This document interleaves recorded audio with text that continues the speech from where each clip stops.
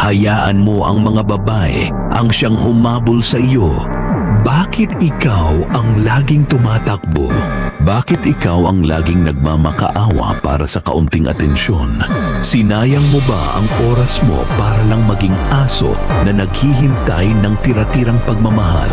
Ang brutal na katotohanan, habang mas hinahabol mo sila, lalo silang lumalayo. Bakit? Kasi sa psychology ng tao, walang may gusto sa desperado. Kapag binigay mo ang lahat nang walang kahirap-hirap, nawawalan ka ng misteryo. Nagpagamit ka ba para lang pansinin ka?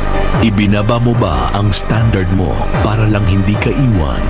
Tingnan mo ang sarili mo. Paano ka nila hahabulin kung ikaw mismo walang sariling direksyon sa buhay?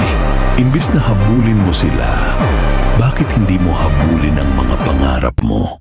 Bakit hindi mo unahin ang career mo, ang katawan mo, at ang bulsa mo? Kapag binuo mo ang sarili mo at naging high value man ka, magbabago ang laro. Sila na ang magtatanong kung nasaan ka. Sila na ang mag-aalala kung sino ang kasama mo. Hahabulin ka nila hindi dahil pinilit mo, kundi dahil takot silang mawala ang isang lalaking tulad mo. Hanggang kailan mo balak maging taga-sundo at taga-iyak lang? Ngayon ka ba magigising o kapag ubos na ubos ka na?